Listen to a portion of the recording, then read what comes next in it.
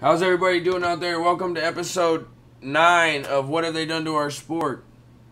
We had some IT problems with it being Friday the 13th. Everything that's gone wrong can go wrong. But we are here. We are ready to give you a good episode. I know Mikey's going to get hot somewhere in this episode. I'm going to try and keep him under control so we can get through a couple of these topics we got. How's it going, Mike? I heard you were just up in New York. What's going on? I was just in New York visiting Brian Danovich, who some fans might remember from Tough Enough 2004, I believe. It was the $1 Million Challenge Tough Enough that Daniel Puder guy eventually won.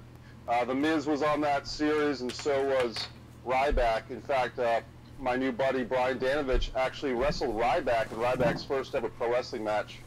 Brian, a lot of people might remember, had like an injury to kind of his torso, and long story short, it's his story to tell, but he had to kind of pressure through, or he made himself go through with the injury that he suffered on this Tough Enough contest, and he got a lot of respect from Al Snow and everybody, but unfortunately, he was cut. But then John Laurinaitis, or Johnny Ace, as some people remember him, did offer Brian a developmental contract. He did do some wrestling at Ohio Valley. He wrestled some top people we all have heard of. And Brian's got some interesting stories. So he's doing Brian Danovich's Wrestling with Passion. We actually cut like a half-hour little pilot for something we're thinking of doing. Mike Messier and Brian Danovich Take on the World, which is more so about trying to lose weight, trying to get in shape. A couple of guys about the same age who've been through some crazy crap. Non-wrestling stories, believe it or not. A couple of guys who've done some stuff in wrestling, Brian more so than myself, but just a non-wrestling show with a couple of guys that happen to love wrestling as a common denominator, but a non-wrestling show, you know what I mean? So yeah, that sounds pretty sweet. Good. I saw a couple pictures on Twitter, man, so that'll be pretty cool. Well, it's fun. I interviewed, as you know, Justin Credible this week. It's by far the best interview I've ever done and I've ever experienced in my life. The dude was open and honest. Part 2's coming out later on, probably the middle of the week, next week. It's a great interview. Everybody's giving positive feedback, so check it out. It's on my YouTube page at Cole Sports Corner Podcast, where you can find all previous episodes of What Have They Done to Our Sport, as well as a couple sports episodes I do with my buddy. Let me jump in on that Justin Credible. He's a former ECW world champion. A lot of fans would know exactly who Justin Credible is, but if they don't, he was a former ECW world champion. He's had some addiction problems. He's fighting those demons, and he's actually making a film called Credible, the documentary. I believe I have the title right. It's the Credible. The word Credible is the title of the doc, and it is produced by a good friend of mine, David Gear, out of Middletown, Cromwell, Connecticut area, and it's got a really good director on that piece, and so it's really cool because I got to see Justin in person on the taping of a film called Vault, I think back in March, and Justin's a really good, grounded guy, man. But talk about a guy who wrestled Vader, and you got some really cool stories out of Justin that I didn't know that he wrestled on a WCW Saturday night weekend. All types of interesting things. So fans, definitely check it out. The Cole Scharff, Justin Credible 2-part series. It's part 1 is great, and I'm looking forward to part 2. Yeah, part two gets real deep. I mean, it's deep at first, and then for about 20 minutes, I didn't want to. I'll just let you guys hear. It's a great. I love the second part more than the first part, and I love the first part undescribable. You know, it was amazing, and he's a cool guy. We've actually been in contact since the interview, back and forth, a couple texts here and there. So it's pretty cool. I'm excited to build the relationships I've built doing this in such a short amount of time. It's a good time. I have fun. I look forward to this. This is where I have fun. So I'm glad it's growing. I'm glad you're having fun. You're out doing things. It's like we're all making connections off of just being in the right place at the right time. But I will say that since you're boys with that director, you should definitely for sure lock up some of my interview with Justin in the documentary. Yeah, well, I'm working on it. I put it out there to David, the producer, and that's ultimately their decision, but I think that the interview's great. You see Justin, I'm assuming that was his home, that he's on the porch steps and just chilling out and being himself. And that's the thing with pro wrestling. I mean, I'm going to say some stuff tonight that it's going to be a little inflammatory. It's going to be a little bit oppositional. It's going to be a little contrarian to some of the top wrestlers in the sport. I'm kind of pissed. There's some things that are happening in the world of pro wrestling that I think are offensive, that I think are disgusting. And, I mean, when I get to talk to you about it, Cole, I can chill out, I can be mellow.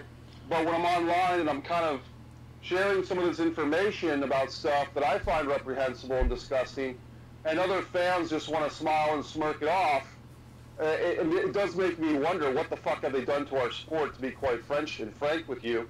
And it makes me wonder if there's hope for professional wrestling. Yeah, yeah. I think there is. Well, let's. And you, sorry to cut you off, but I wanna let that train boil. I want it until the end, and it can just let it all go. Actually, in part 2 of that interview with Credible, he breaks it down pretty good, and we get into it about the business and how he thinks it's gonna change. That's the only spoiler I'll give, but I do think wrestling will change. Let's just get to the first topic. This is a good segue. I mean, I figured Saturday with that broken neck shit happening, or I think it was Saturday, right? Yeah. And Saturday. Yeah, with that broken neck shit happening, and then not only that, Jim Ross, a 70-year-old greatest of all time commentator in the wrestling business, in my opinion, breaks his ribs, and he's in like serious health problems now, you know, and it just shows how unsafe it is. And I read an article where Jim Ross said, do not, because he knew there was going to be a lot of out-of-the-ring action, because, you know, they were in a big venue, you know, whatever, and he said, do not have anybody, you know, do shit around the commentating table. He made a point. I read that in, I can't remember the source, which is not good, but I did read it on the internet, and I believe most of the shit, you know, that they say Jim Ross says is normally true. Whatever. He well, just to clarify, this is the G1, the New Japan Pro Wrestling Show, I believe in San Francisco at the Cow Palace. Just so we're all on the same page, correct? Yes, sir. Yep, that's what I was talking about. Sorry. And well, anyways, obviously, as everybody knows by now, they did a suplex through the gate and fucking knocked JR down. And then that dude he commentates with, whoever shoot, was going after that wrestler to kick his fucking ass because it wasn't supposed to go down like that. And the thing that caught my attention more than all that was Jim Ross kept going. Didn't miss a fucking beat, man. Just kept going. I think he was saying something about the match as he was getting off the table and then finished the show. And I'm going to go... Dave Meltzer is a fucking piece of shit because a dude broke his neck and he's out here giving it a 4.5-star rating. For one, the rating system's a joke, you know what I mean? He doesn't even know what makes a good match. And didn't he give out a 6-star match just recently or something like that? I think he gave out a 7-star match. Now we got 7 stars. Omega match? Oh, okay, we got 7 stars. Okay. Yeah, so he's giving out... How do you get... So what's a 7-star scale? Does it go to 12? What the fuck? Anyways, he gives a 4.5-star rating to a match where a guy breaks his neck. A 28-year-old kid breaks his neck. You know what I'm saying? And then it's hot. It's hot Saturday night and into Sunday morning. After Sunday morning, you don't hear shit about it no more. All they're talking about is, oh, the next match, blah, blah, blah, blah, blah, blah, blah. No one's giving reports about how he's doing. No one's giving reports about none of that shit. So it's just like, what? I don't understand what the fuck. What the fuck have they done to our sport? Like you said, what have they done to our sport? This shit is ridiculous. You think a broken neck would get these guys to realize, like, okay, you know, maybe it's time to calm down a little bit, blah, blah, blah. But no, I'm sure now they're going to just keep, someone else going to take that spot and he's going to take it to the next level. And someone's going to die eventually. If it keeps going at this pace, someone's going to die. Well, I'll say this just to play devil's advocate, Cole, and I'm not defending, you know, Meltzer's rating system or anything, but I guess it's one of those things where I'm not inside the head of Dave Meltzer, nor would I want to be, but I think it's a thing where, I mean, when we have him give demerits to his little star system for the match because the guy broke his neck, should he not grade it at all? I mean, that's one thing he could do, but the match was finished. The guy did finish the match. And I think if anything, if he's trying to rate it without the broken neck injury being a part of his rating, maybe that's fair. To be honest with you, I was very tired that night when the show was on, the G1 show. I didn't have it on my cable network. I was able to see it live time, but I was coming off of 3.5 hours of sleep the night before. and I can't really give it a fair rating, or I mean, I typically just say I like the match or I didn't like the match, or I give it an A or a B minus. I'm not a real star guy, but I think that's a tough spot to be in. If people expect Meltzer to rate all these shows, and he doesn't even have to, but people kind of expect it from him from now, and he's trying to survive with his subscriptions or whatever else. I guess, you know.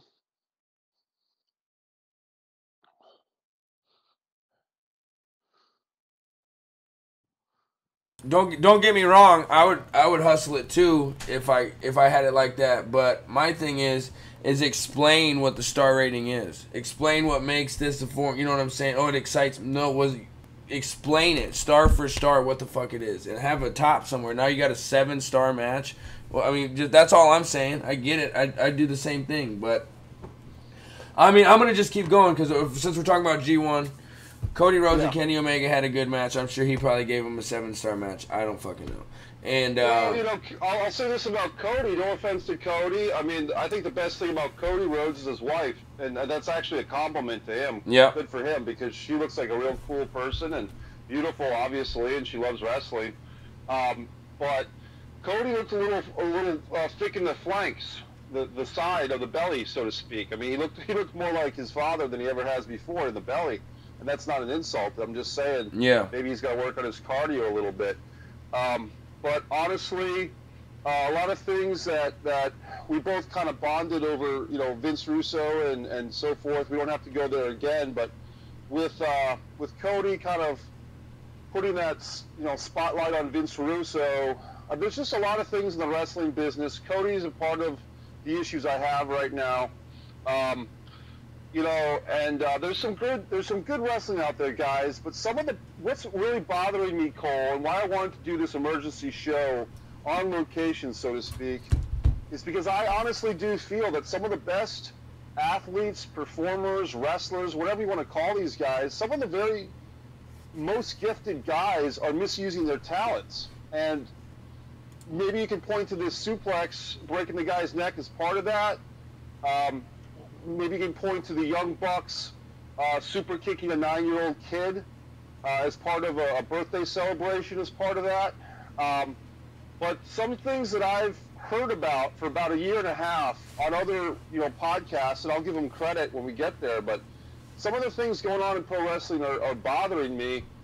And I don't know if they're bothering you. I think they are, but other fans too. And I guess the whole point is, what can we do about it as fans, or people that have one toe in the ocean of pro wrestling as a profession? I really hope that some of our conversations, Cole, lead just one fan out there to be a promoter and promote some good damn wrestling. And I know you've talked about Rocky Mountain Pro, and our buddy JG over at Generating Heat really likes MLW, and that's fine. But I do think that someday, maybe 20 years from now, maybe 100 years from now, some of the conversations we have on this show and Generating Heat and what Just Incredible has to say, I hope that these conversations are getting picked up by some person, male or female, who makes a promotion that really puts wrestling back to where it should be. That's my hope. Yeah, and since you brought it up, I'm going to put him over again. Actually, I'm in the talks with the owner of Rocky Mountain Pro to set up an interview and a podcast with him. And I'll be in Denver the weekend of August 17th, 18th, and 19th, and I'm going to try and do something out there live, too. So, yeah, everybody look out for Rocky Mountain Pro on Twitch. Every Thursday night they play their show that's on TV in Denver, in Colorado on Sundays on their Twitch channel. It's Rocky Mountain Pro. That's all you got to do is type in Rocky Mountain Pro. Check it out. That's old school wrestling, swerve, surprises, all the good shit, you know. No, there's a couple high-fly moves, but nothing crazy, you know, back to the old school where finishers mean something. There's not 97 roll-ups in one match. I want to talk about this, though. I saw a young female, you know, podcaster or actually a whatever you call it, YouTube creator about wrestling. I wanted to get her on the show with us sometime because she was great. I can't remember her name right now, but she hates roll-ups. She hates, like, the schoolboy roll-up, and she just, that's her thing. She hates the roll-up, and I thought that was an interesting thing to hate. Of all the things in pro wrestling to despise, she hates the schoolboy roll-up. So, it's just funny, you know what I mean? You know, it's funny but I get it though, because it's cool. It's nothing. I mean, I don't hate it, but when you do it 7 matches in a row on Monday and Tuesday, I mean, come on now. You know, it's a roll up, roll up, roll up, roll up. That's the problem now. It's just so, with at least WWE, and there's good wrestling out there. We just put over Rocky Mountain Pro. JG talks about MLW, right, all the time. And so I haven't checked out MLW yet. But what I'm saying is like, that's the problem with the WWE. Is you say fans need to do something, and when we're trying, we're doing all we can do in our power with the position we're in right now. But even though Raw, what's up? Oh, go ahead, Cole. Even though Raw just had the lowest rating in WWE history, and SmackDown's ratings are fucking dropping by the week, and that still don't matter. You know what I mean? Because they got so much money coming in from so many different places. The WWE, I don't think will ever change. And when Vince dies, if he dies, that dude could live to be 106, and he'll be at every single Raw until that day happens. And then we all know Triple H and them are taking over. I did hear Paul Heyman's writing for WWE right now. I don't know how true that is. I saw it at 3 places. So maybe he can get into Vince's head and get him going. But right now, man, it's just so copy paste, copy paste, copy paste. And now they got the lowest rating, maybe in history. I don't care how old or whatever. That bothers him. You know what I mean? I would hope so. You'd hope that the lowest ratings in Raw history, which is, now we're looking at a 25 and 1/2 year show. I mean, it's pretty disgraceful. And I mean, you could be Saturday Night Live, you could be Monday Night Football, you could be anything that's like an institution. And if you start seeing your ratings hit all-time low ever, then that should be a wake-up call. If it's not, and you know, a friend of mine gave me the same excuse that Triple H does, and which is, oh, people are watching differently now. We've got the network, we've got YouTube clips, we've got gifs. People are experiencing their WWE differently now. That's all that is. I'm sorry, but a show like Game of Thrones, where, you know, you can see Game of Thrones, you know, throughout the week, right? Yep. People still tune in when it's actually on live because they want to be the first to see it. And I think that's what people have to realize. The Super Bowl, people don't stop watching the Super Bowl every year, or an NBA playoff game. People don't just tape it and watch it later, or watch the highlights on YouTube. So if WWE wants to give themselves a colossal break and say we provide our content differently, that's quitting. That's not the never surrender attitude that Mike Messier has. That's a quitter's attitude. And what they're basically saying is, our product's not good enough for people that want to watch it live as it happens as much as they used to. If they're okay with that, and they want to rest on their laurels, and if they just want to be a social media pariah, okay. But then people like you and me, Cole, have to kind of examine our own lives and what we invest our time into. The fans out there that watch pro wrestling and they watch WWE a lot, like myself, we kind of have to, you know, and there's a lot of people, Cole, there's more shows like us. I watch a guy who's from New York and New Jersey. I don't know his name off the top of my head, but he comes up in my YouTube threads, and he's just as passionate and even angrier at times as we are. But it seems like he's only watching WWE. He's not even watching anything else, and he's very opinionated, very brash, and very pissed. But even I watch myself watching this guy talk about WWE and say, man, this guy's got to chill the fuck out. Because we are so passionate about it. We love wrestling. A lot of us grew up on WWE and maybe WCW as well, and now that that's gone, all we have left is WWE from our childhood. And when we see it go down this inane, juvenile, non-entertaining path, where literally, for me, the best thing the last 2 weeks, believe it or not, was Sasha and Bayley in fucking therapy. Believe it or not, that was my favorite segment for the last 2 weeks. I forgot to give Bayley Wrestler of the Week last week, but I'll give it to her now. I mean, when that comedy skit segment, as kind of bad / good as it was, is the best thing on the show, that's pretty fucking bad. Yeah. And I'm sorry, if you're Triple H or Stephanie or Vince or whoever the fuck, you can't be proud of that people are losing and leaving in droves as fans, and the fans like ourselves that are still watching but kind of begrudgingly watching, it just kind of breaks our heart. And then for me personally, buddy, I look to the Indies, I look to New Japan, I look to other promotions to try and get some relief or some respite from WWE's ridiculousness, and I just see more things that make me sick to my stomach. So when people ask online, when I share some of my opinions or my rants, and people get upset with me, well, why do you care? It's just men in their underwear. Well, I don't like hearing that. Goldberg used to say stuff like this. I know I'm just a dude in my underwear rolling around with other guys, but I get paid for it. When I hear guys, like even wrestlers, say stuff like that, or when some Twitter guy says that wrestling's just silly, and then Joey Ryan likes that comment, it makes even me question this thing called wrestling. It makes me question, is there less wrestling going on now that I want to watch or put my attention to?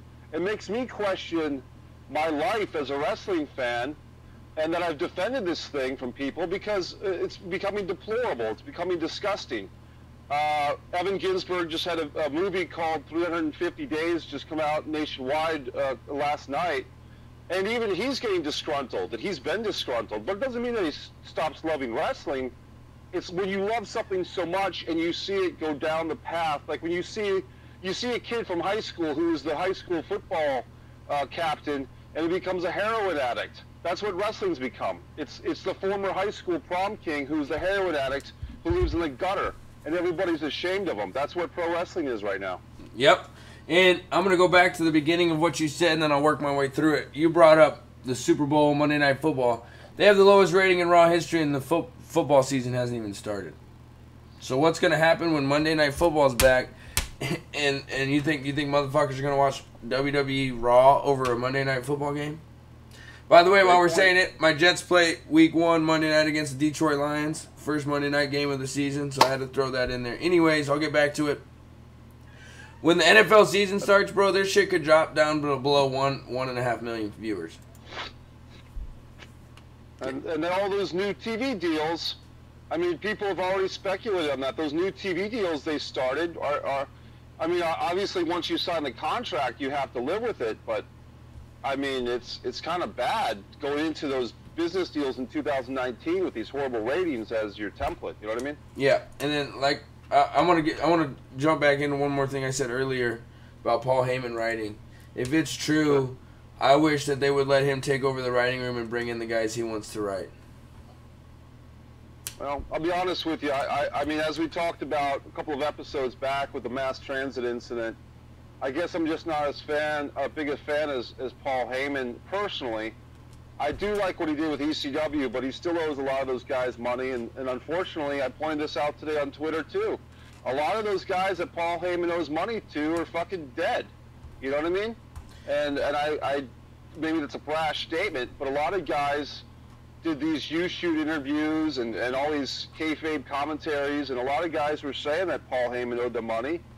And I'm not making any particular claims, just to clarify, but I'm assuming, and maybe I'm wrong in saying that some of the guys passed away still, you know, maybe they were owed money, because a lot of guys were still complaining about Paul Heyman. I could do the research and find the videos if I had to defend my statement, but I'll stick with that statement. Well, I just don't think Heyman gave a fuck, you know what I mean? The thing about that, and I agree, and I hear that all the time, but that's one of the things that stuck out to me the most about that Credible interview, Part 1, is that he made more money in ECW than he did in WWE. Well, Justin's very honest, and I did a movie called Wrestling Son with the late John Kronus, you know, Eliminator John Kronus from ECW. We filmed this movie in one night in the Sons of Liberty Hall. People can find it on YouTube and watch it for free. I'm not selling anything. And they can watch this movie with Eliminator John Kronus and Killer Kowalski, and Balls Mahoney happened to be there that night. He actually wasn't in the final cut of the movie, but the point is, John and his girlfriend at the time, Cassie Strader, who's a great lady, and she's still with us, but they talked very openly that the WWE was not paying very well at the time. And that was 2003, and the reason they weren't paying well is because they didn't have to, because they won, you know, quote, the Monday Night Wars. And ECW was gone, WCW was gone. So at that time, you either worked for Vince, or you tried to get work with TNA that was just starting, or you didn't do anything, at least in the United States. And honestly, if the McMahons really want to do something to help pro wrestlers, don't just have a rehab policy, which is a great policy because it helps a lot of guys out and women too, but have a union. You know, let the wrestlers start a union, and maybe it's a deal where you have to work for, say, 3 or more years with WWE under contract before you can join the WWE Wrestlers Union. Don't call it a union to cover all of pro wrestling, because they shouldn't. I'm saying this: the WWE shouldn't be responsible for every single person who jumps into a wrestling ring. Yeah. If it's not a WWE ring. But if you work for WWE, if they believe in you enough to, say, give you 3 or 5 years or something like that on a contract, why not allow a union? Because it might cost them a little bit financially up front or be a pain in the ass with the paperwork. But if they want to have goodwill, if they want to attract a better quality of wrestler, a better quality of athlete or entertainer, then that's something they might want to consider. That's all I'm saying. Yeah, a union, that's the one thing I regret I didn't ask him. I meant to, but I forgot to ask if he ever thinks a union would be happen, or if it's what it would take. But especially now with the way the business is, there's no way all the wrestlers would go on strike, or that's what it would take, is all the performers would just have to not wrestle, at least the big name performers. Like if everybody under contract with WWE just didn't show up to a TV taping, something like that would drastically need to happen, and I don't see that happening because all they care about Go ahead. Look at the Jesse Ventura has talked about it, Cole. Jesse Ventura, I think he was saying before WrestleMania 2. I don't think it was before WrestleMania 1. I think it was before WrestleMania 2. Look at the Jesse Ventura talking about how he wanted to start a union with the wrestlers, and what he was trying to do, Ventura, was have all the guys say to McMahon as a collective, talking 40 wrestlers or some ridiculous amount, either you let us unionize or we're going to not show up for WrestleMania 2. And according to Ventura, Hulk Hogan squealed out Ventura. And Ventura got his lawyer to ask Hogan about it during some trial they had on another matter. So once again, that's another one of these many wrestling videos or YouTube interviews I've listened to, but that was Jesse Ventura. And he's told that story a couple of times, but if you want to find out about it, that's why Ventura still has heat with Hulk Hogan. He doesn't even want to talk to him anymore.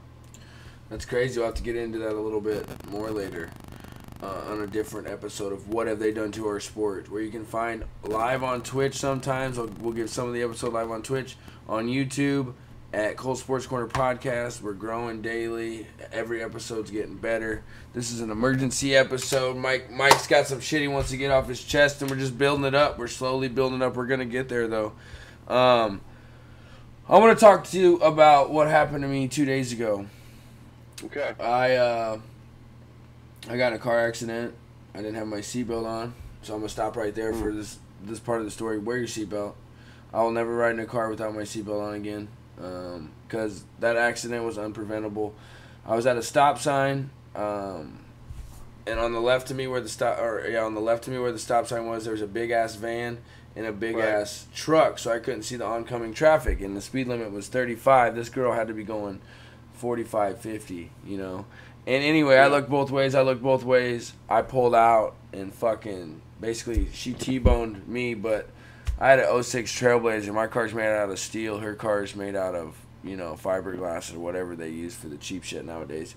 Anyways, I didn't have my seatbelt on. I flew out of my seat and hit my head on the windshield, jammed my neck. It's still sore. I don't know how I didn't go through my windshield. Somebody was watching over me. I walked away there with not a scratch, not a bruise, and just a sore neck. And a lot more should have happened to me, so it shook me up a little bit. I'm happy that nothing happened to me. I got 3 little kids. Wow.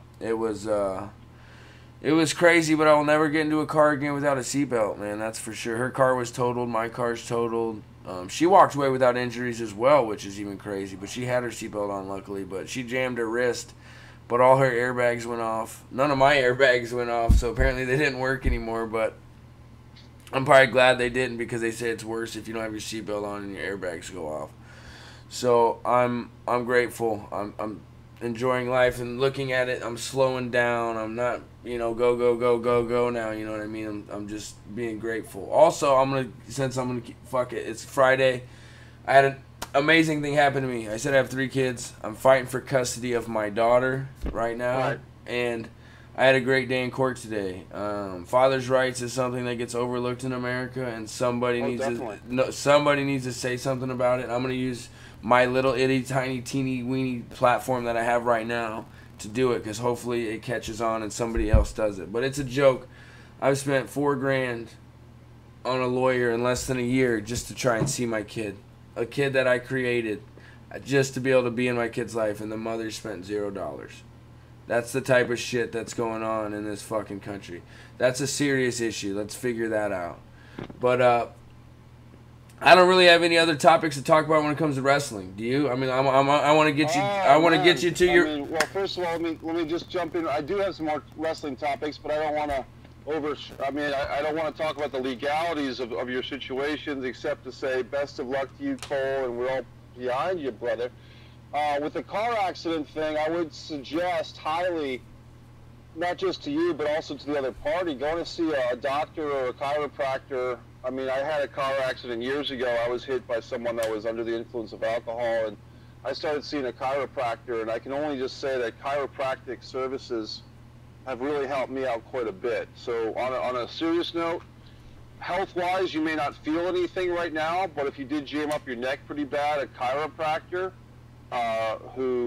people think of chiropractors, they usually don't know exactly what to expect, but I can just tell you that my chiropractor here in Rhode Island is very good, and I've got to imagine that if you just do a little bit of research, you can find some good recommendations for a chiropractor. As far as the legalities of everything, I just say I can, as someone who knows the divorce world quite well, I can tell you that I do feel you on that, bro, because, I mean, it's tough. Father's rights, you're right, don't get talked about. Unfortunately, like a lot of other things, you know, the 5% or 10% of deadbeat dads out there, what unfortunately it does is those type of guys make all dads look bad. And it's not fair to the guys like yourself and other guys out there who are trying to do the right thing, trying to spend time with their kids, trying to be, you know, financially supportive of their kids, emotionally supportive, because the system is kind of worked thinking of this 5 or 10% of bad dads, I call them.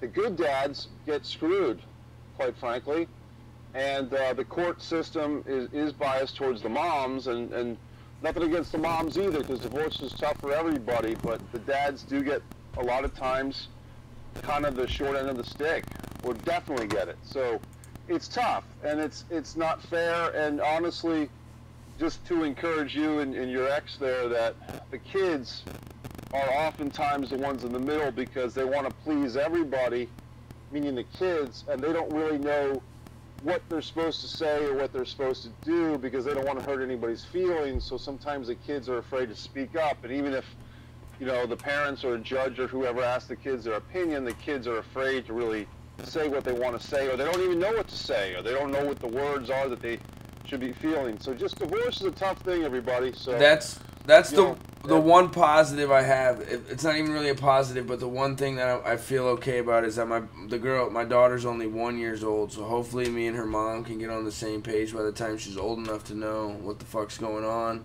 and we can, you know, at least give her a stable relationship that way. But right now it's pretty ugly. She's taking me to the ringer. It sucks, but it is. I'm never going to quit fighting for my kids. And like you said, it's 5 to 10% of dads who make us all look bad. It's like, talk about judgmental, talk about equality. You know, where's the fathers too movement? I'm going to start that shit right now. Fathers too. You know what I mean? Like, it's ridiculous. I don't know, man. It's frustrating. It's like, my trial is not set until March. That's how far behind it is. So I'm going to have to fight this shit for 9 more months, spend more money, when all this money could be going to other things, my kid's savings account, whatever. You know what I mean? It's bullshit. Right. But and unfortunately, you know, and just to say this, that unfortunately the legal system and, you know, the lawyers are going to make sure that they get paid. And I'm not condemning lawyers because they work hard. Trust me, I've seen lawyers in action. They have tons of paperwork. It's a fucking time-consuming, unthanked profession, but they do get their money. You know what I mean? So I'm not putting them down. I'm just saying that a lot of times in any type of trial, but especially in personal relationship trials, the lawyers are going to get theirs, and not that they shouldn't, because they do work hard, and they have offices to keep and rent to pay and everything, but it's just a tough thing, man. So my best to the whole situation, even to your ex, too. Hopefully, even if she hears this, she kind of, you and her can get on the same page, as you say, because it's really the best for your kid that you guys do that. You can agree to disagree on some things, but be peaceful and just kind of reach the best accord, and everyone can get on with their lives. You know what I mean? Yeah, for sure. I'm ready for it to be over. I'm tired of it, but like I said, that's my kid. I'll never ever not fight for my kid. So, and that's just and the 5-10% deadbeat dads out there, fuck you guys. You know what I mean? Do the right thing. Take care of your kid. They didn't choose to be here. So, like I said, I started it right now. The Fathers Too movement. Hopefully that picks up steam like the Me Too movement. It comes off the tongue real smooth. Fathers Too. What other wrestling topics do you have to talk about? I want to save the one that's gonna get you hot and ready to go. That's sound. That's all I got left. I mean, honestly, like, I give a little bit of credit there. I think I was talking to JG doing the Generating Heat podcast, and of course he's got some big things going on, and I caught in the background, it looked like a hell of a match between Seth Rollins and Drew McIntyre, who's really coming on as a beast. And so, look, there's always going to be wrestlers like a Drew McIntyre who goes away for 6 or 7 years and comes back to WWE as a monster. And so there's always going to be something that's good about wrestling, but man, I'm all mellowed out now, Cole, but I mean, there's some things that have been pissing me off. Well, then get fired up, man. Get fired up. What you got to do? Get fired up. This is what I got. I mean, you mellowed me out because we all get all somber and serious about shit, but I mean, we're talking about kids, man, but I got to defend my inner child, too.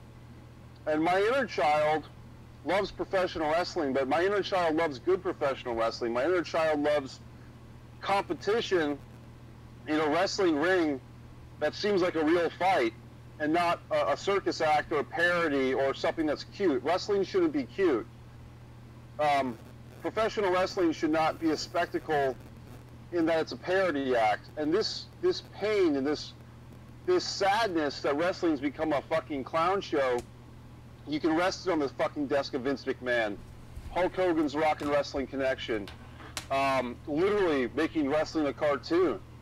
You can see things as great as The Undertaker is. The Undertaker losing a casket match in Providence, Rhode Island in January 1994 Royal Rumble, and then doing some type of reincarnation video or something.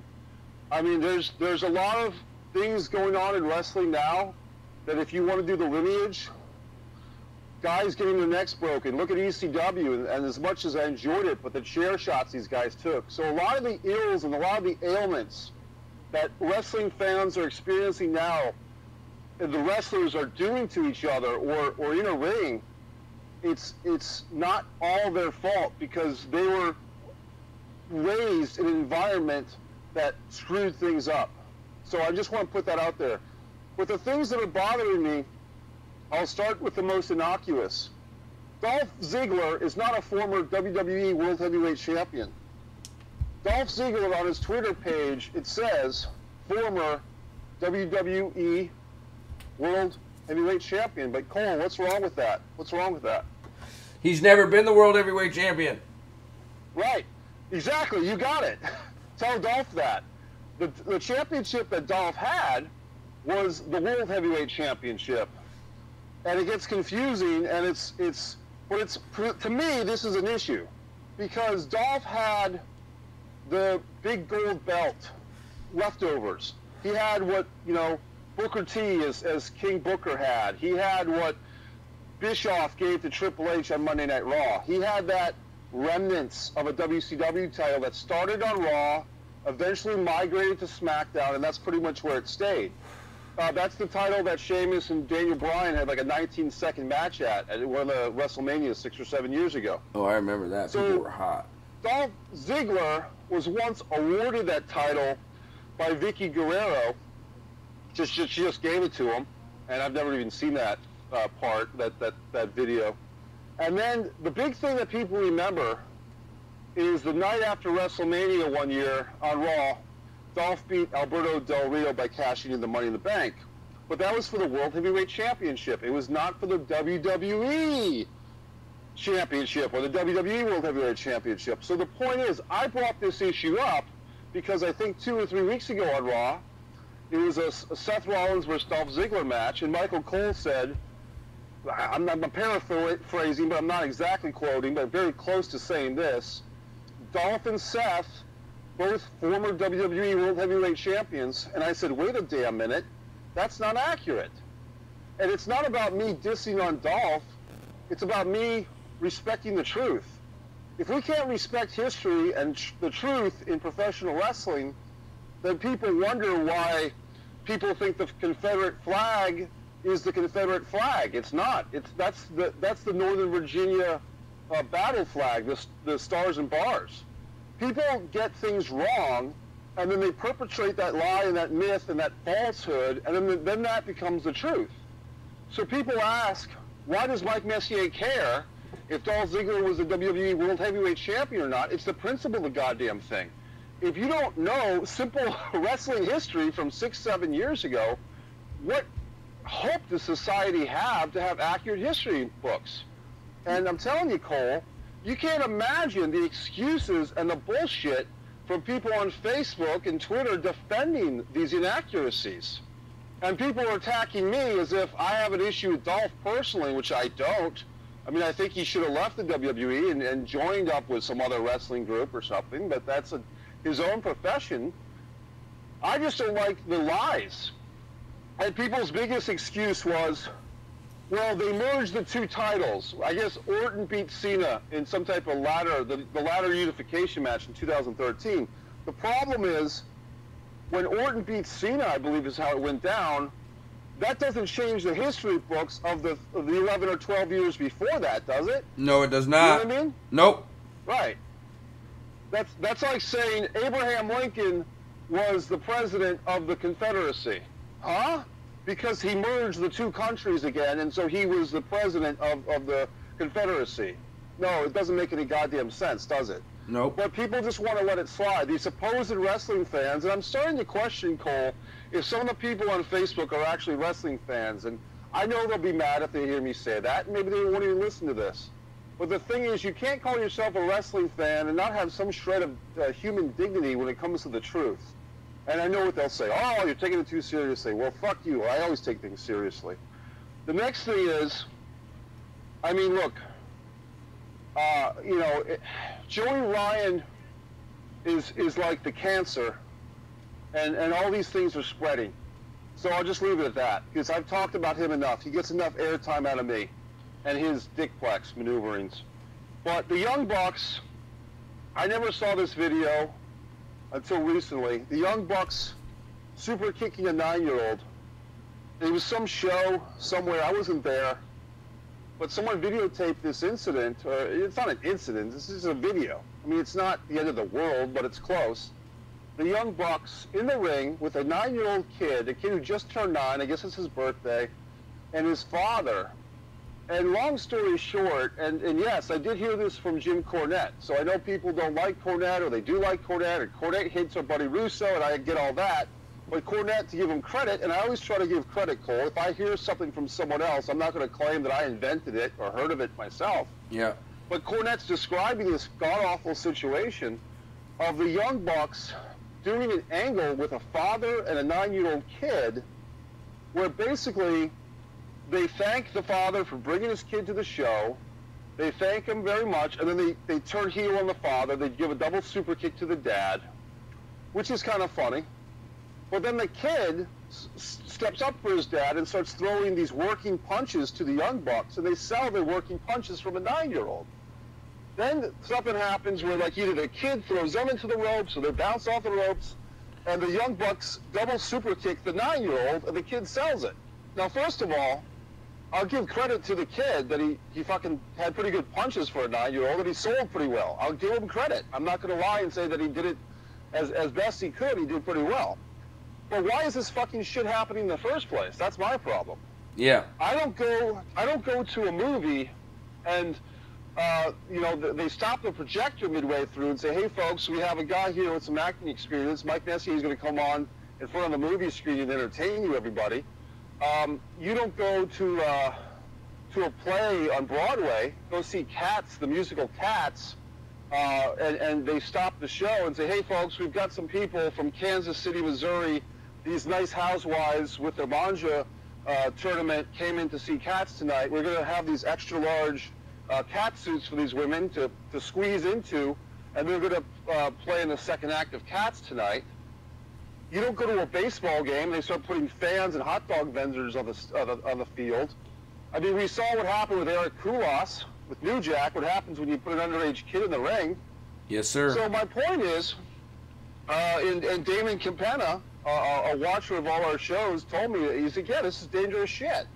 Whether you think it's funny or not, like I said, I'm giving the kid credit. Whoever this fucking kid is, I'm giving him credit that he sold pretty well. But imagine if something happened and the Young Bucks, I'm not saying, I mean, they do enough super kicks, they should be able to not hit somebody. But just say the kid jumped into the super kick or got his little chin hit, or the father did, or so. Say something happened where there was some contact and the kid got hurt, is Damon's point, my friend's point. That would be a catastrophe. Nicholas at WrestleMania, now it's just a meme and a joke and a blah, blah, blah. But imagine if something did happen that wasn't good. You know what I mean? Yeah, it's ridiculous that they're even doing this. Keep going. That's why I'm not saying much. I'm letting you go. Keep going. Sure. It's just a thing where this is a growing thing where I guess what I'm pissed about is that more people aren't pissed about it. Yeah. And now here's the fucking thing. Here's the $1 million dick in the ass, so to speak. And I use that phrase basically to say that this hurts that wrestling's come down to this. Brian Kendrick, Matthew Riddle, Pete Dunne, Sami Callihan, and Tommaso Ciampa versus Cedric Alexander, Chuck Taylor, Jeff Cobb, Jushin Thunder fucking Liger, and Tommy End, who I'm not familiar with. 9 of those 10 guys I'm familiar with. This match, this again, I mean, once again, folks, because people are saying, oh, Messier, you're ripping off Jim Cornette. No, I'm giving Cornette credit, and also Dave Meltzer, because they had a whole debate about this. I've actually listened to their debate about 3 times in my YouTube listenings to... I listen to a lot of wrestling podcasts for entertainment and to learn more about wrestling, and this came up between Cornette and Meltzer. I heard this video a couple of times, Cole, but this morning was the first time I was ever so nihilist and so, okay, now I got to see it. I got to see what's going on with this thing. I looked it up. I found it pretty easily. PWG, which I'm assuming is Pro Wrestling Guerrilla. And I guess this match was, I mean, I guess it's late 2016, like around 2 years ago, sometime late summer of 2016. This 10-man match, and 9 of these 10 guys are household names for wrestling fans. And if Tommy End is, I'm sorry, I just don't, I'm not familiar off the top of my head. But Sami Callihan, we know for the baseball bat. Tommaso Ciampa's having that great feud with, Johnny Gargano in NXT. And I've met Tommaso Ciampa. He used to wrestle for Top Rope Promotions, and I did the commentary. Tommaso was a really good guy, and Tommaso is a hell of a fucking wrestler. And that's what makes this shit painful. Jushin Liger's a fucking legend. But if you see this clip, folks, and I guess this is another one of those things that splits the audience. I just don't know how to explain how reprehensible and disgusting this video is to me personally. It seems like some type of ritualistic thing that they're doing where they're all taking their thumbs and grinding them or putting them in each other's buttocks. And it's not a cute situation. It's supposed to be cute, but 10 men with Jushin Liger as the first and willing recipient of this thumb in the ass spot, for lack of a better term, because that's what it is. It's disgusting. It's reprehensible. It's deplorable. I mean, I think about Nature Boy Buddy Rogers. I think about the Road Warriors. I think about Ole Anderson, Dusty Rhodes, and I wonder, did Dusty Rhodes and Ric Flair ever say, hey, we've got this really hot feud going. We're going into Starrcade 85. We just did this Broken Angle thing, and, you know, we're gonna we're going to do all these wonderful things in our match at Stark 85, Big Dust, but let me stick my thumb up your ass halfway through the match. You know, did Magnum TA and Tony Blanchard in their I Quit match decide to stick a thumb in each other's ass? I mean, Hogan and Piper, and Mr. T and Paul Orndorff even, with Mr. T as a celebrity. Nobody said, well, you know what, this will really make the headlines on the nightly news and MTV if we have Mr. T stick his thumb up Roddy Piper's ass. Nobody thought that way, folks. You know why? Because they had some fucking integrity and some goddamn respect for the business. Yep. So guys like... Go ahead, sorry. Guys like Brian Kendrick, who should know better, and he likes to speak about interesting things. He's an interesting guy. And Matthew Riddle, who everybody raves about. Pete Dunne, who's a seemingly great UK wrestler. Everyone loves him. And Sammy Callahan, with all his rants and raves and baseball bats to people's heads and plastic chairs and all his rants about how he's going to bring wrestling back to what it should be. Well, maybe he's reacting to having to stick his thumb up a guy's ass a couple of years ago. Tommaso Ciampa, who no business doing this. Cedric Alexander, a great talent. Chuck Taylor, who's an indie favorite. Everyone loves him. And Jeff Cobb, who's built like a beast. Jushin Thunder fucking Liger, and whoever this, you know, the Pete Best of this scenario, at least in my book, Tommy End, and I'm sure somebody's a fan of his, maybe his mother. But I mean, I just can't see why these 10, the thumb in the ass 10, that they'll hereby be known as in my book, the thumb in the ass 10, should have any type of pride in themselves, have any type of smile when they're looking at themselves in the mirror. And maybe they never thought about this because like puppies who just respond to the claps, you deserve it of this crowd. They all just feel that it's fine and great and dandy and wonderful, and oh boy, we pulled a fast one, and oh boy, we had a good time. It's a comedy match, and it's PWG's annual comedy match. And if you listen to the commentators on this thing, I think one of them says, wrestling, it's so absurd. And then they make some reference to UFC. Well, fellas, this is not UFC. See, back in my day, wrestlers were proud of being wrestlers. They didn't go running off to UFC to try and prove themselves. You didn't have a fucking vacant champion, supposed, not a champion in my book, Brock Lesnar, who gets banned from UFC for 2 years for steroid use or some type of illegal substance use, just to be clear. That's not the guy that everyone looked up to, okay? So when these wrestlers want to stick their thumbs up each other's ass, if that's the type of person they think they are, when they're in my presence, they can lower their gaze to the floor. Because I can't look at those guys in the eyes anymore. One of these characters is going to be wrestling at a local promotion this weekend, and I thought about going to this local promotion, and Eric Bischoff is even supposed to be there, but I don't think I want to go now. Because I don't think I want to put money into a local promotion that's going to hire one of the thumb-in-the-ass 10. So these guys, they'll always be bonded by that special moment when they put their thumbs in each other's ass and people clapped. So those people can have their special moment, but I'll have my disgust. I'll have my disgust with every person who clapped for that, every commentator who did the commentary for that whole deplorable promotion, Dave Meltzer who defends it. Sick. You ought to be ashamed. Eric Bischoff will be there, and yes, that shit is disgusting. I watched the clip when you sent it to me. It's just like, why? How do you even go over that to begin your discussions of what's going to happen in a match? That's what I'm confused about. How does that even get brought up? Oh, let's stick our thumbs up each other's asses. That's what you do in a fight. You know what I mean? Like, Jesus Christ, man, it's crazy. Also, I will. How much tickets cost at that event? I have no idea. I'm not going to pay for a damn thing. It's some show. I don't even want to give the promotion any publicity, good or bad. I mean, people can look and they can figure it out pretty easily. But one of the thumb of the ass 10 will be there. I have no interest in going now. Well, now, but now you kind of have to go and then live record you confronting him and confronting Bischoff for standing you up for that dinner last time. No, because then they just get my money for my ticket.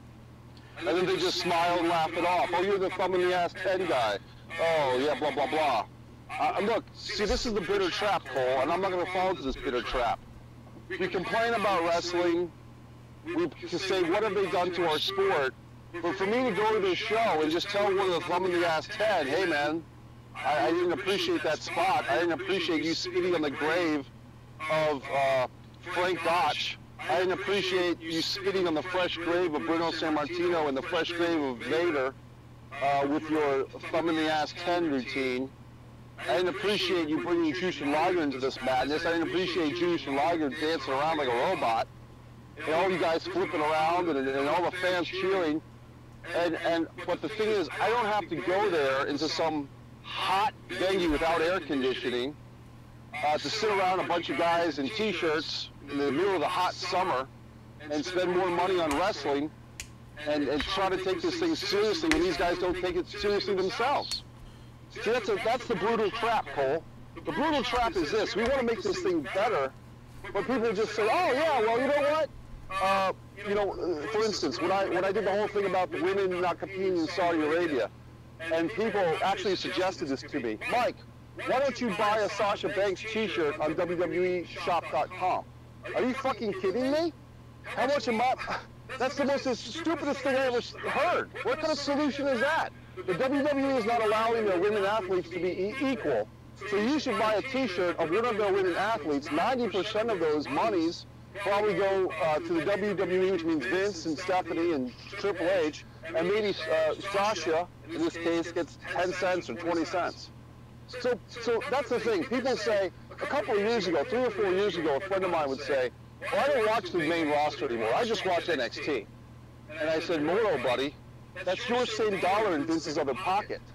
That's not doing any fucking thing to Vince. If you're I just watch SmackDown. I don't have time to watch 3 hours of Raw. I watch SmackDown, people will say. Well, guess what? Your same dollar in Vince's other pocket. You see what I'm saying?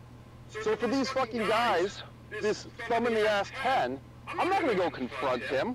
I have no problem. I mean, look, the thing is, Cole, and people might think this is outlandish, but one way to control people is to have blackmail on them, to humiliate them on video, okay?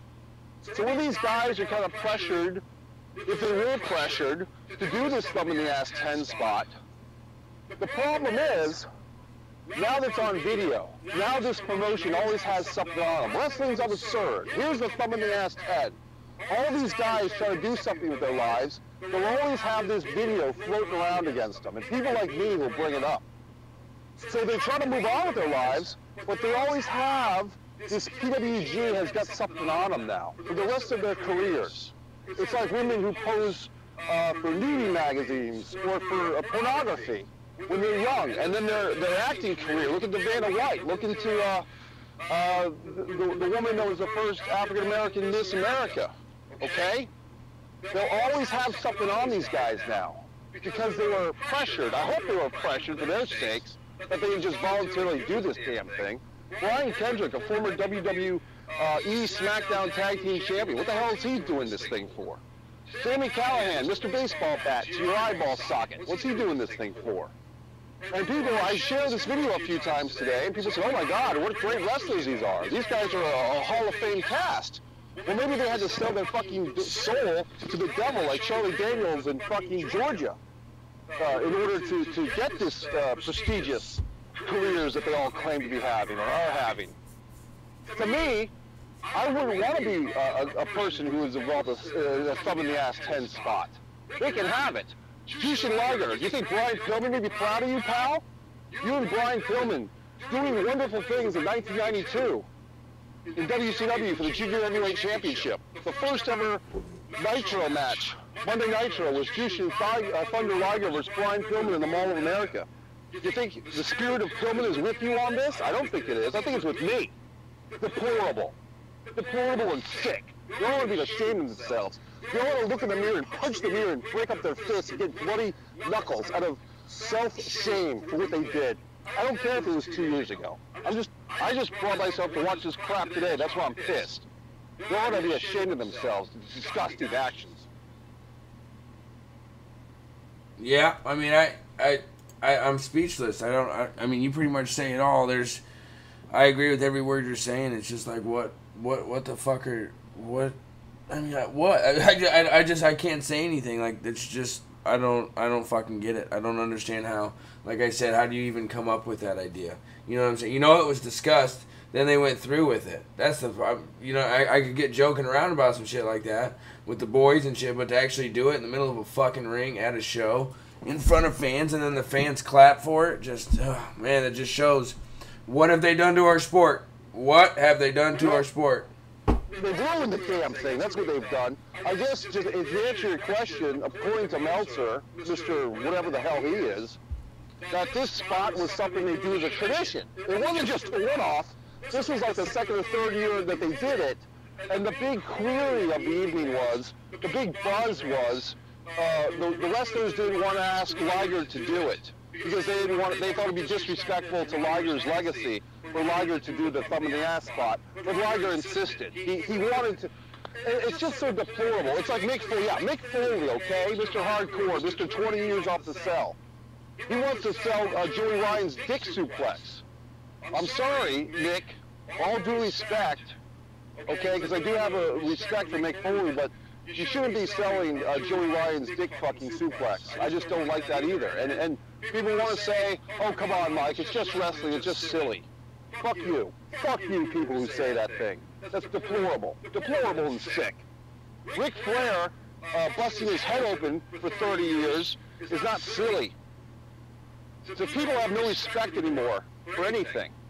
It's not just professional wrestling, it's their own goddamn lives. So when I, see the thing is, Cole, and that's the trap. The trap would be, oh, go buy a ticket and go say, hey, Sami Callihan, why don't you stick your thumb up a guy's ass? You want to be the serious pro wrestler. Well, he's not going to get my 25 bucks for my 15 bucks.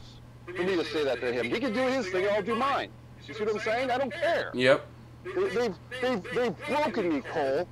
Jeff Cobb, okay? MLW. Been watching some MLW, been really enjoying it. This guy, Jeff Cobb's a real beast. But he's in this thumb in the ass head.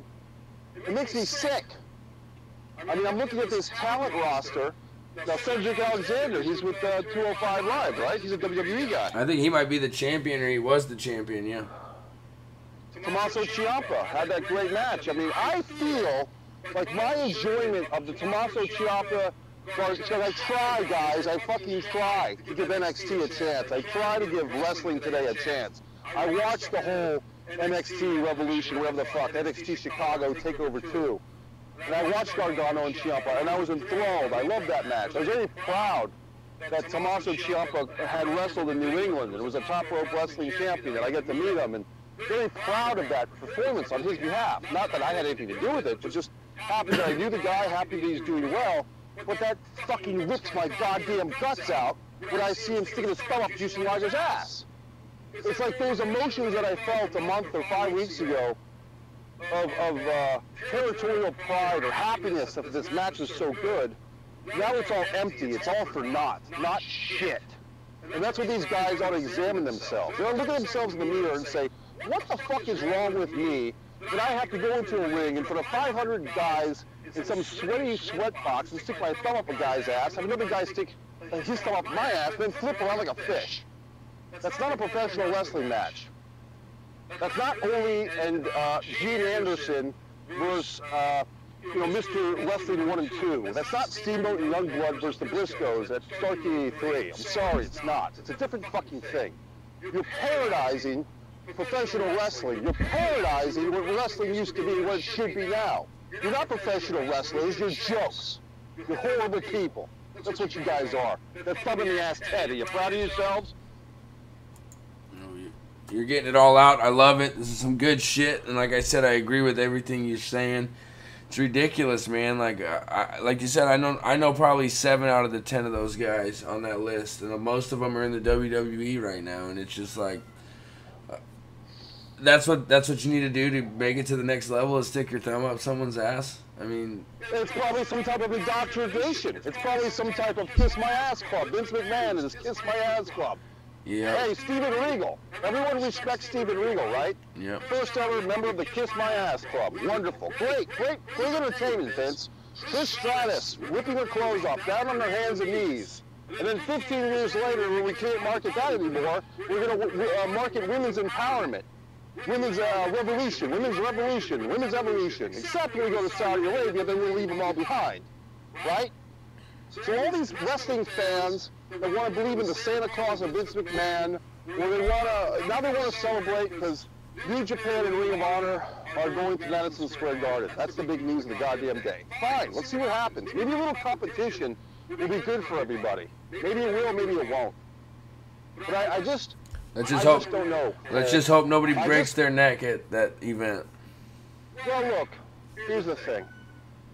I mean, I guess if you wrestle a plastic doll, you don't have to worry about the plastic doll breaking the plastic doll's neck, do you? Nope. So maybe they can main event this show with the 9-year-old kid, I guess he'll be 12 by then, against the plastic doll from Japan that they wrestled in this other circus sideshow, DDP. And this is the other validation that these fans give. Oh, Mike, these are comedy promotions. Well, maybe the comedy wrestlers should stick with the comedy promotions and let the real wrestlers wrestle for real. The only problem is all the talent base is all muddled and mixed up. And I guess what really bothers the hell out of me, Cole, is that some of these people, deep down, they're fucking good wrestlers. They have what it takes to be a good wrestler. Tommaso Ciampa, yes, even Kenny Omega, yes, this Jeff guy. They're all in a very strict sense, as far as like storytelling, as far as psychology, as far as all that stuff. As far as athleticism, they're very talented people. So that's why it kills me and it pains me to see them lower themselves to this indoctrination of humiliation spots and thumb in the ass and so forth. That's why it makes me sick to my goddamn stomach. And when fans just, oh, come on, Mike, get with the times. And this is the fucking thing that pisses me off. Oh, it's evolution, it's progress. No, progress, assholes, is when you make something better, not when you make something worse, you fucking idiots. The people have to wake the fuck up a little bit around here. That's what I'm trying to see, these goddamn morons out there. Idiots. Yeah, it's to the point now, man, where it's just, like you said, they broke you. It's just, I'm speechless. You're getting it all out there for me and you both, I guess. I don't know what else to say. I mean, well, go ahead. Honestly, Cole, sometimes I think I'm the only one who makes any goddamn sense anymore. The more I listen to myself, the more I realize that I'm right. And I'll say this 1,000 fucking times.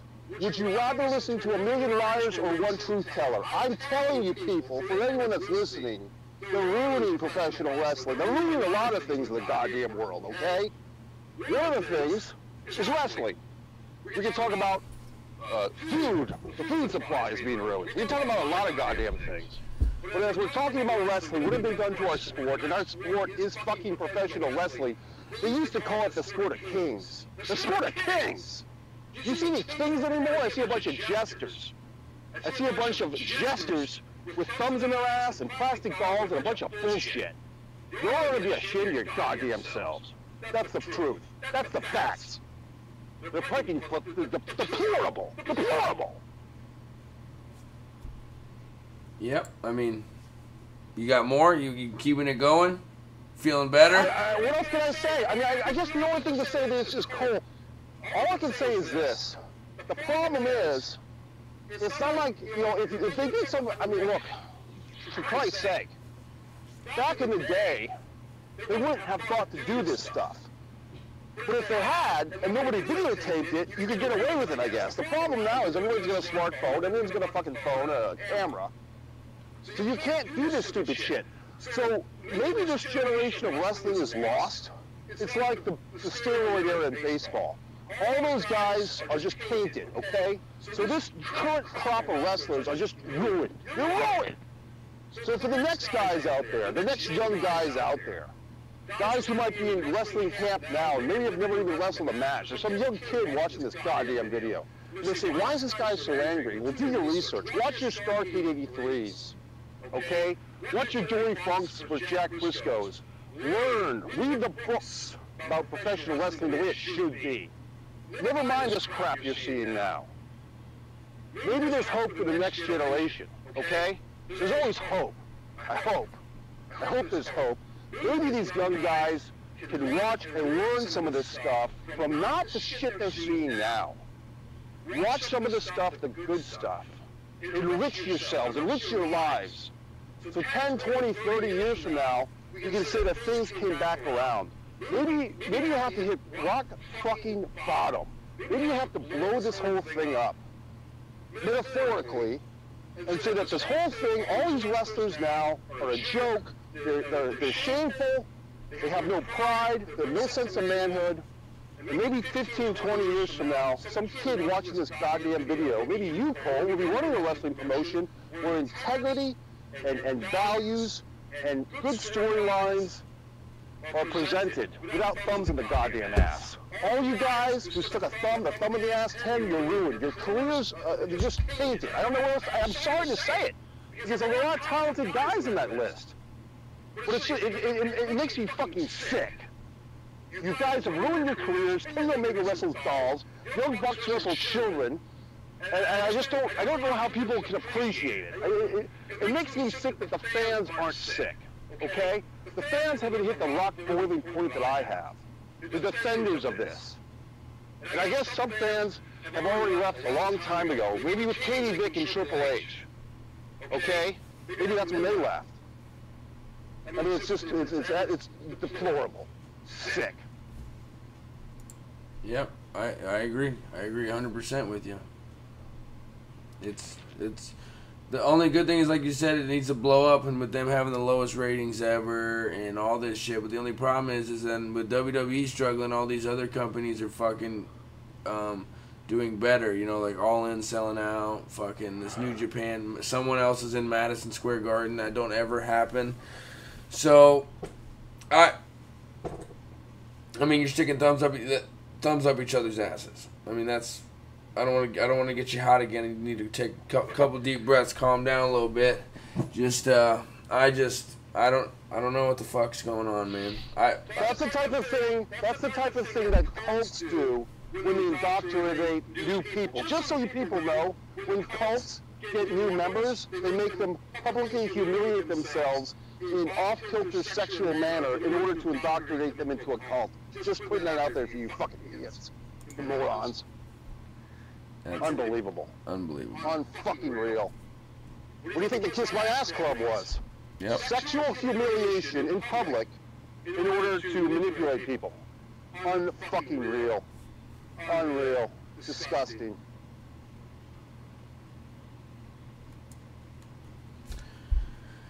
You got anything else for us tonight? No, that's it. I mean, Christ. I'm trying to think if I saw anything good in wrestling the last couple of weeks. I mean, I don't know. I got something I got to bring up that I should have brought up earlier because that should have been the finale, but Brock Lesnar in the UFC thing 226. UFC has better writers than the WWE. Well, this is what I would say. This is what I think, and I could be wrong. I think Daniel Cormier and apparently Brock Lesnar have been friendly, maybe not friends, but friendly enough. I think before the fight, a week or two before the fight, Cormier had a feeling that he would win, or why shouldn't he? He felt good about himself, right? He says, hey, give me Brock on the phone. He's feeling cocky, he's in training. So he gets Brock on the phone. Brock's saying, hey, DC, what's up? And Cormier says, hey, Brock, tell you what, man. I'm getting, what are you, 44, I'm 39?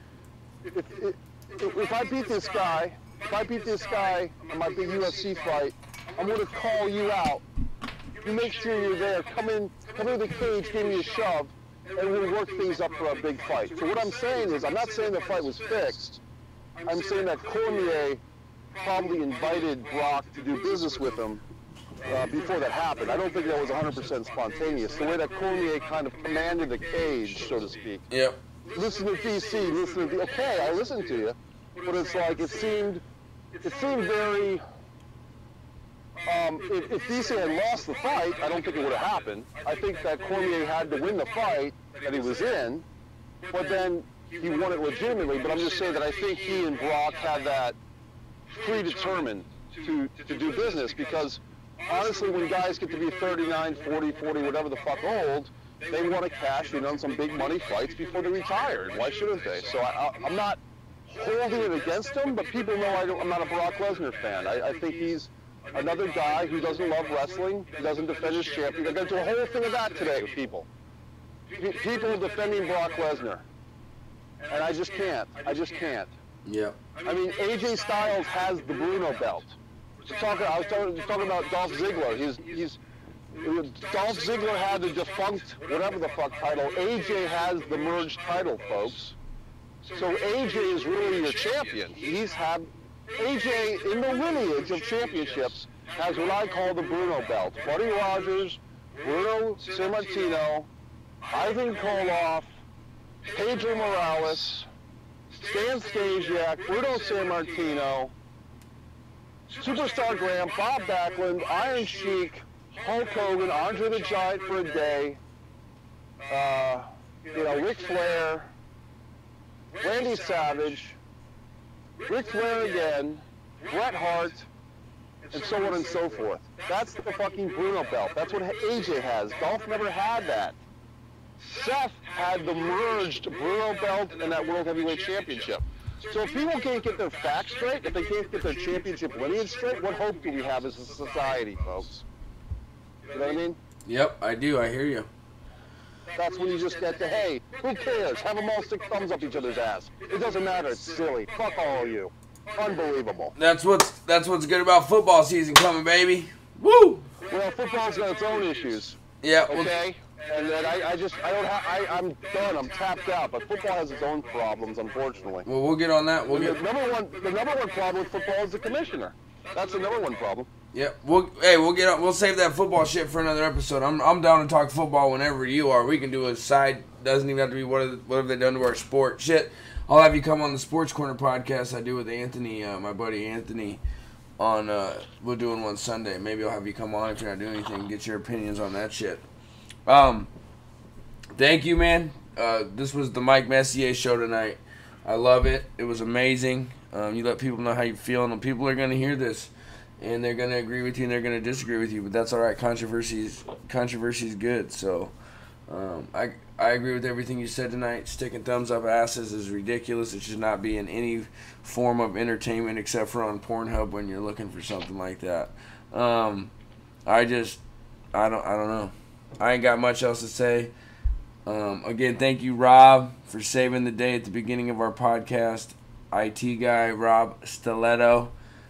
Rob Sotelo. That's his, Friday the 13th. Everybody be safe. I'm thankful to be alive. Wear your seatbelt. Father's rights. Fathers 2 movement started right here on What Have They Done to Our Sport, episode 9. Friday the 13th. What you got, Mike? Well, I forgot to mention something a couple of weeks ago, but it's another can of worms. We'll say that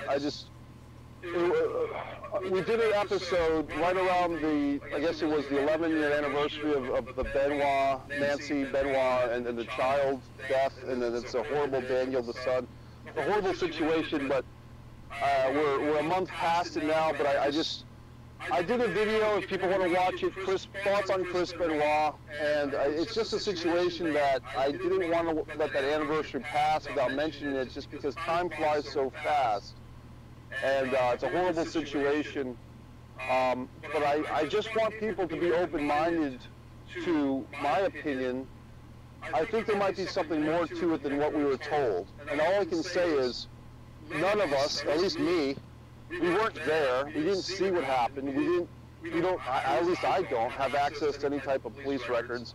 I know, to his credit, Chris Jericho said a lot of podcasts about it to Jericho's credit because he was close to Benoit. And all I want to say to people about that is, if you're a Chris Benoit fan of his wrestling, don't let people bully you or pick on you for that. On the other hand, be sensitive to the fact that it's a very sensitive fucking story, and people died unnecessarily. But all I'm saying is, we don't know what really happened because we weren't there, and there's no one alive now, as far as we know, that was there to speak on it. So I just encourage people to just be a little bit open-minded to that type of situation, that's all. Because I'm not convinced necessarily that the full information came out. I'm not saying that it didn't. I'm not saying that it did. I just don't know. And it's just a situation that the more I think about it, the more for some reason it bothers me that the official story is just is what it is. You know what I mean? I don't know how else to say it. Yep. So that's it. Yep. All right. It's a sad situation, though. Yeah, it is. Crispin, I'm gonna write this down. We're gonna talk about, because I got some things, but we're already at an hour and a half, and you know how we gotta keep, So let's save. Yeah, we'll save it. Okay, buddy. Thanks a lot. Hey, we got. Hold on. We got Benoit, because I got some things to say about that. I've been looking into that. You want to talk about Benoit? What else? NFL. I'll probably have you come on my shit for that, but Benoit, NFL, and what are we watching? Let's get back into that. I like doing that. Well, I don't know if you get to watch Stargate 84. I did not. Go ahead. Tell you what. Try next time we talk about it. Watch Stargate 84. But I'll say this, Cole, and this is a shoot. Stargate 84 is not nearly as good as Stargate 85. So, whatever you want to do, I'll let you be the decision maker on that. Let's do 85 then. Let's do 85. Let's do Stargate 85. Jump to Stargate 85, everybody. All right. So it's Mike in the Mike Messier backcopter. I'm about to take off, but this has been a lot of fun. I got some things off my chest, everybody. I know that sometimes people see me and they just think I'm this angry guy all the time, and it's not necessarily the case. But when I'm passionate about something, when I believe in something, and when I'm disgusted by something, I feel that I owe it to the viewer to express myself. And if that offends people, or if they think I'm taking things too seriously, I don't know what to tell you. I mean, I think you have to fight for every fucking inch in this world. Whether it's integrity, whether it's professional wrestling, whether it's the politics of the world, whether it's history, you can't just let things get absconded. You can't just let things go sometimes. You gotta fucking fight for every inch of truth, every inch of love, every inch of money, everything, your health, everything. And I just can't tolerate, I just don't have the patience for when people are casual about their lives anymore. I'm sorry, I just can't. I hear you. Well, thanks, guys. Tune in next week for episode 10. Episode 10 will be part 2 of Just Incredible. Episode 11 will be me and Mikey.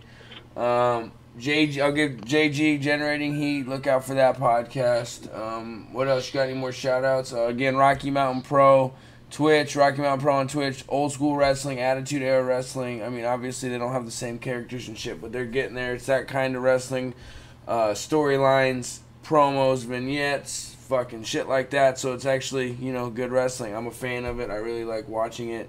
In Impact, I'll put over Impact. They're doing good things right now. I got that shit on my DVR. I don't even record Raw or SmackDown anymore. So, thank you guys. You can find Mike on Twitter at Mikey Messier, right? And Mikey Messier, MikeMessier.com. Messier Mantra recently hosted Conrad Thompson. And, Conrad Thompson, who's doing good things, and congratulations to him.